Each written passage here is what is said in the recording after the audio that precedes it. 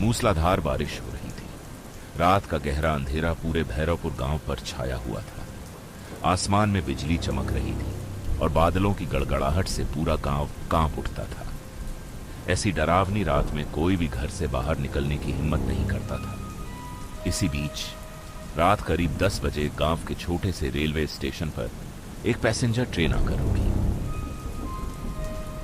तेज बारिश के कारण स्टेशन लगभग सुनसान पड़ा था। प्लेटफॉर्म पर इक्का दुक्का लोग ही दिखाई दे रहे थे, जबकि बारिश की बूंदें टीन की छत पर लगातार टप टप की आवाज कर रही थी। ट्रेन के रुकते ही एक युवक अर्जुन अपने कंधे पर बैग टांगे नीचे उतरा। उसने चारों ओर नजर दौड़ाई। बारिश अब भी तेजी से हो रही थी। प्लेटफॉर्म लगभग सुनसान था। अर्जुन वहीं खड़ा होकर बारिश के कम होने का इंतजार करने लगा। अर्जुन ने आसमान की ओर देखा और गहरी सांस लेते हुए बुदबुदाया, हे भगवान, इतनी तेज बारिश में अब मैं घर कैसे जाऊं? मुझे तो गांव के रास्ते भी नहीं पता। इतना कहकर वो अपना बैग कंधे पर टांगकर प्लेटफॉर्म पर ही खड़ा रहा और बारिश के थमने का इंतजार करने लगा। अर्जुन कुछ देर तक वहीं खड़ा होकर बारिश के रुकने का इंतजार करता रहा। तभी एक बुजुर्ग आदमी छाता लिए धीरे धीरे उसके पास आया। उसने अर्जुन को ऊपर से नीचे तक देखा और मुस्कुराते हुए पूछा, बेटा, कौन हो तुम और इस बारिश में यहाँ प्लेटफॉर्म पर क्यों खड़े हो? चाचा, मैं शहर से आ रहा था, लेकिन बारिश की वजह से ट्रेन बहुत लेट हो गई। अब रात भी काफी हो चुकी है। मुझे तो गांव के रास्ते भी नहीं पता। समझ नहीं आ रहा कि इस बारिश में घर कैसे जाऊं। बुजुर्ग के चेहरे की मुस्कान अचानक गायब हो गई। उन्होंने चारों ओर एक नजर दौड़ाई, फिर धीमी आवाज में अर्जुन से बोले, अरे रे बेटा, अब मेरी बात ध्यान से सुनना। आज अमावस्या की रात है, ऊपर से काफी देर भी हो चुकी है। ऐसी रात में कहीं भी जाने की गलती मत करना। आज की रात स्टेशन पर ही रुक जाना, यही तुम्हारे लिए सबसे सुरक्षित रहेगा। बुजुर्ग की बात सुनकर अर्जुन थोड़ा चौंक गया। उसने हैरानी से उनकी तरफ देखा और पूछा, अरे चाचा, ऐसी क्या बात है आज जो आप मुझे इतना डरा रहे हैं? बेटा, तुम शहर से आए हो, इसलिए इस गांव के बारे में नहीं जानते। यहाँ कुछ ऐसी रहस्यमयी शक्तियों की बातें लोग करते हैं जिनसे गांव वाले आज भी डरते हैं। खासकर अमावस्या की रात लोग बेवजह घर से बाहर निकलने से बचते हैं। अरे चाचा, ये सब अब नहीं होता। आप लोग बस बेवजह इन बातों से डरते रहते हैं। आज के ज़माने में भला भूत प्रेत जैसी चीज़ों पर कौन यकीन करता है? अच्छा बेटा, ये बताओ, तुम इस गांव में किसके यहाँ जा रहे हो? चाचा, मैं अपने मामा रामदास के घर जा रहा हूँ। कई साल पहले बचपन में एक बार आया था, लेकिन उसके बाद कभी गांव नहीं आ पाया, इसलिए अब मुझे यहाँ के रास्ते भी ठीक से याद नहीं है। अच्छा, तो तुम रामदास के भांजे हो। मैं उन्हें अच्छी तरह जानता हूँ। उनका घर यहाँ से ज़्यादा दूर नहीं है। लेकिन बेटा, मैंने जो कहा है उसे हल्के में मत लेना। आज की रात गांव की गलियों में अकेले निकलना ठीक नहीं होगा। इतना कहकर बुजुर्ग स्टेशन के पास बने छोटे से रेलवे ऑफिस की ओर चले गए। वहां मौजूद कर्मचारियों से कुछ देर बात करने के बाद उन्होंने एक बेंच पर चादर बिछाई और आराम करने लेट गए। उधर अर्जुन कुछ देर तक वहीं खड़ा सोचता रहा। आखिर उसने मन ही मन कहा, चाचा भी ना बेवजह मुझे डरा रहे थे। मैं भला इन सब बातों पर क्यों यकीन करूं? इतना सोचकर अर्जुन अपना बैग कंधे पर टांगकर स्टेशन से बाहर निकल आया। बाहर बारिश अब भी हल्की हल्की हो रही थी।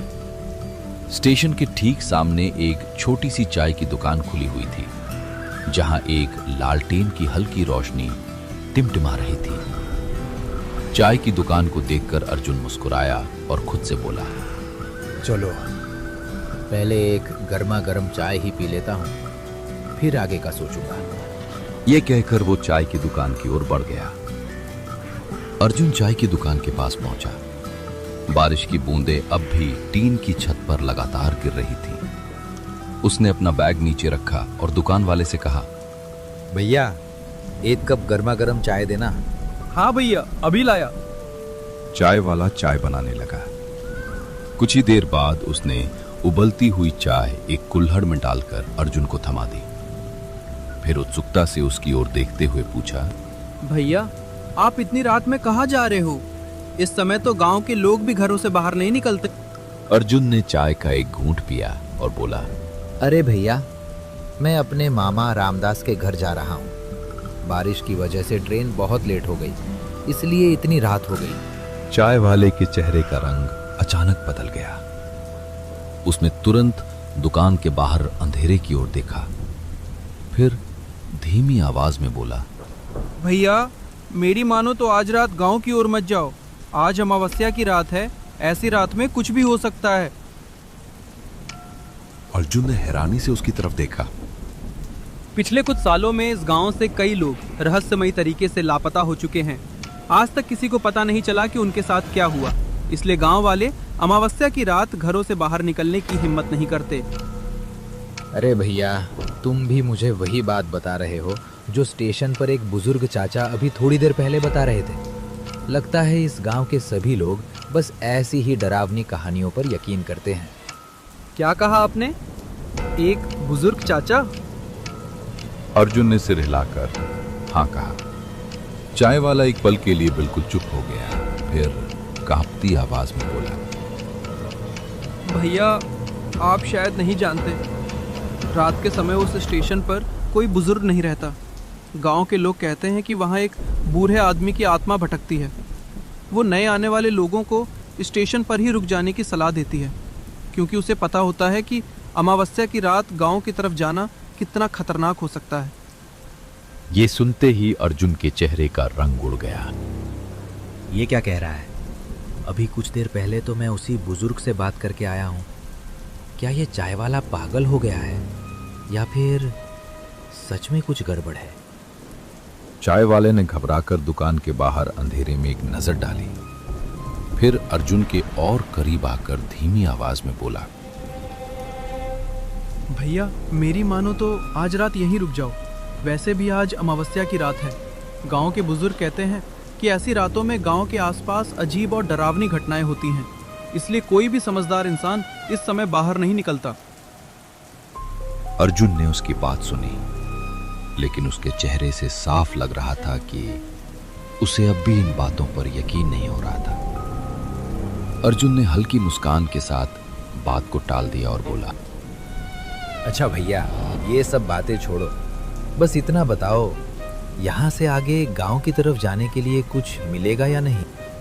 अर्जुन की बात सुनकर चाय वाले ने एक पल के लिए गहरी सांस ली, फिर सड़क की तरफ देखते हुए सोच में पड़ गया। अरे भैया, इस समय आपको कुछ भी नहीं मिलेगा। ना कोई बस चलेगी, ना कोई ऑटो और ना ही कोई सवारी। मैं भी थोड़ी देर में दुकान बंद करके यही सो जाऊंगा। वो कुछ पल रुका, फिर गंभीर आवाज में बोला, अगर मेरी मानो तो आप भी आज की रात यही रुक जाओ। सुबह होते ही आराम से अपने मामा के घर चले जाना। रात में बाहर निकलना ठीक नहीं है। नहीं भैया, मैं आपको परेशान नहीं करूंगा। मैं किसी न किसी तरह अपने मामा के घर पहुंच ही जाऊंगा। इतना कहकर अर्जुन वहां से आगे बढ़ने लगा। पीछे से चाय वाला जोर से आवाज लगाते हुए बोला, भैया रुक जाइए, मेरी बात मान लीजिए, आगे मत जाइए। लेकिन अर्जुन ने उसकी बात पर ध्यान नहीं दिया। वो अंधेरी सड़क की ओर बढ़ता चला गया, जबकि चाय वाला उसे जाते हुए चिंता भरी निगाहों से देखता रहा। अर्जुन अब स्टेशन से काफी दूर निकल चुका था। हल्की हल्की बारिश अब भी लगातार हो रही थी। वो गांव की कच्ची कीचड़ से भरी सुनसान सड़क पर धीरे धीरे आगे बढ़ रहा था। उसके पैरों की आवाज और बारिश की बूंदों की टप टप के अलावा चारों तरफ गहरा सन्नाटा पसरा हुआ था। सड़क के दोनों ओर घने पेड़ और झाड़ियां थीं, जो अंधेरे में और भी डरावनी लग रही थी। हे भगवान, ये मैं कहाँ फंस गया? पता नहीं अभी गांव कितनी दूर है। इस सुनसान रास्ते में कोई आदमी भी नहीं दिख रहा। काश कोई सवारी ही मिल जाए, नहीं तो पूरी रात ऐसे ही चलते रहना पड़ेगा। अर्जुन धीरे धीरे कच्ची सड़क पर आगे बढ़ ही रहा था कि तभी कुछ दूरी पर उसे एक धुंधली सी परछाई दिखाई दी। अर्जुन धीरे धीरे कच्ची सड़क पर आगे बढ़ रहा था। तभी कुछ दूर उसे एक छोटा सा तिरपाल का तंबू दिखाई दिया। तंबू के नीचे एक आदमी लकड़ी के स्टूल पर बैठा था। उसके सामने मछलियों से भरी टोकरी रखी थी और पास में एक लालटेन धीमी रोशनी दे रही थी। इतनी सुनसान रात में उस आदमी को देखकर अर्जुन को थोड़ा अजीब तो लगा, लेकिन फिर भी वो उसके पास चला गया।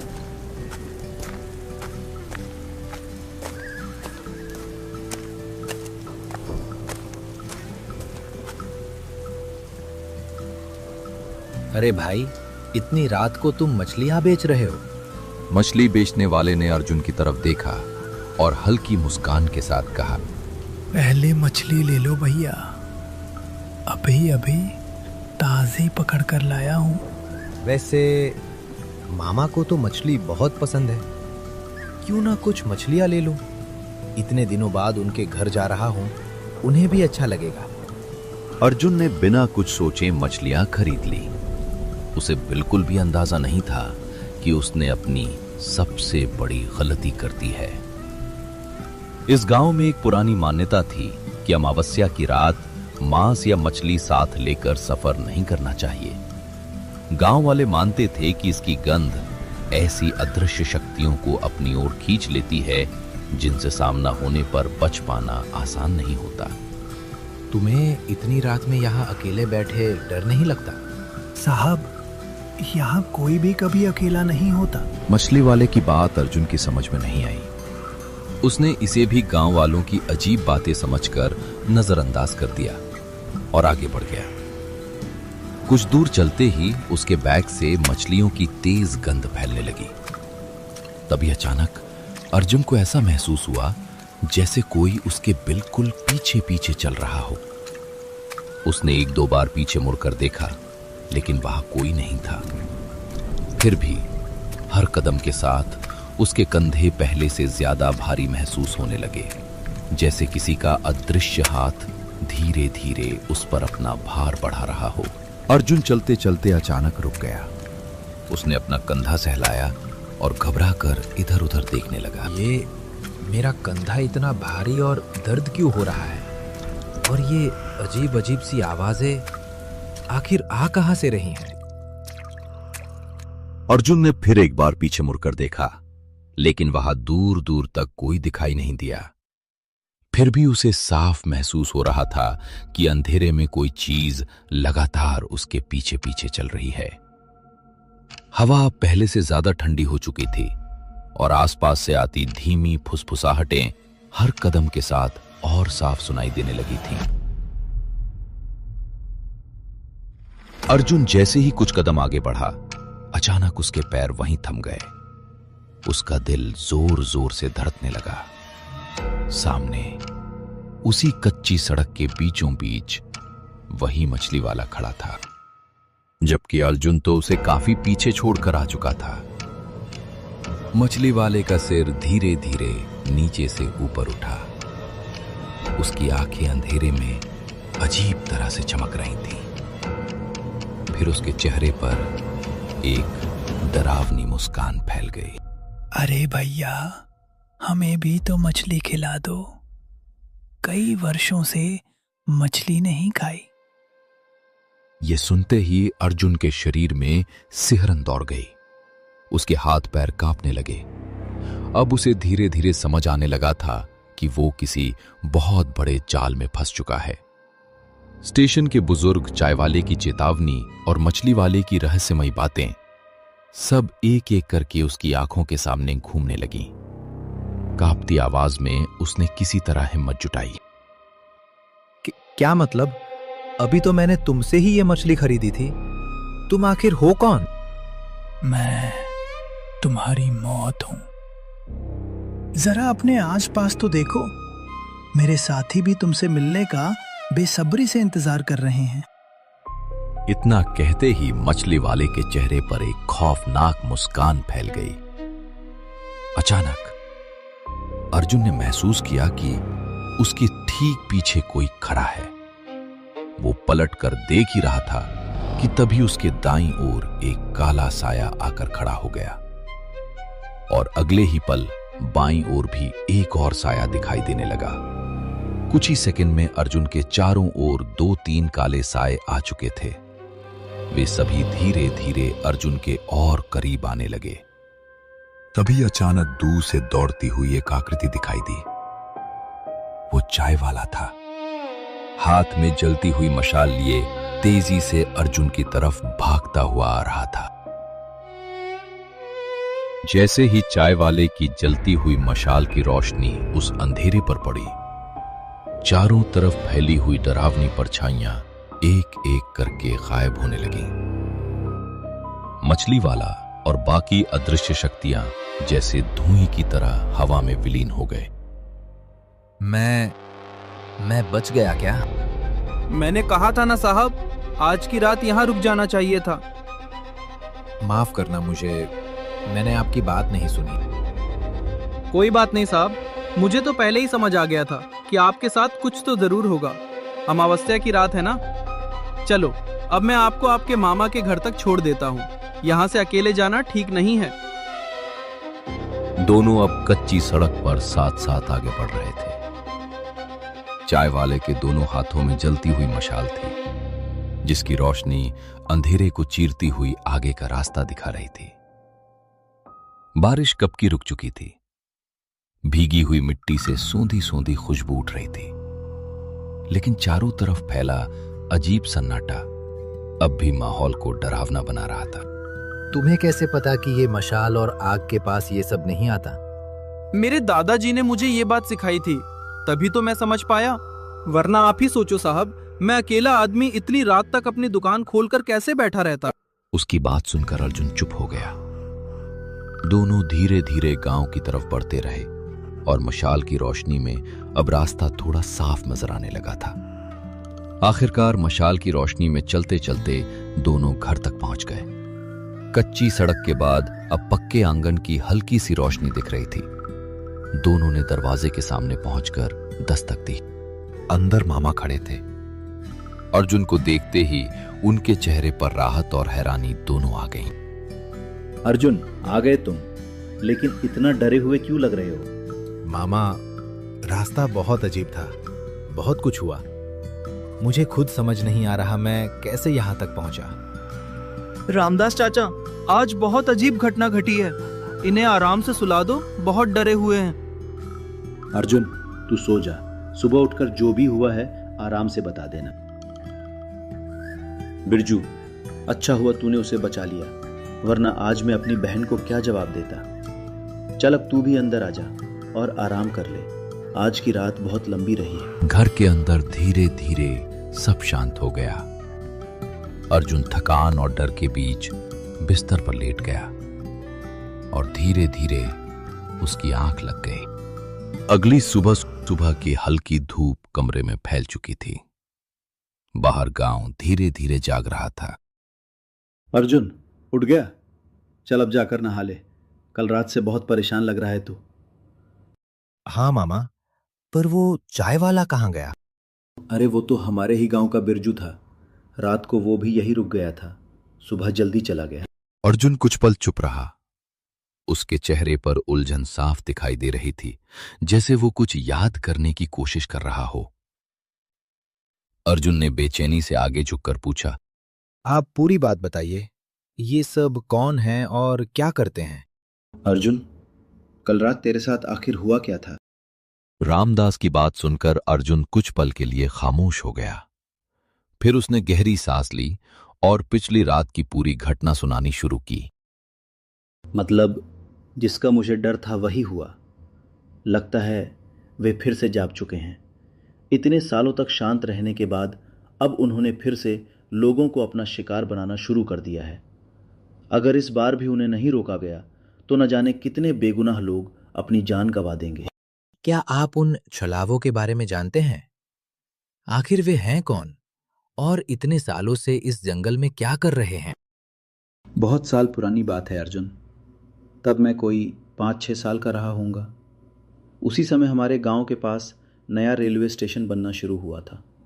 गांव के लोग बहुत खुश थे। सबको लगता था कि अब शहर आना जाना आसान हो जाएगा, रोजगार बढ़ेगा और गांव की तरक्की होगी। स्टेशन का काम शुरू हुआ तो गांव के कई लोगों को भी मजदूरी मिल गई। साथ ही शहरों और दूसरे राज्यों से भी बहुत सारे मजदूर बुलाए गए।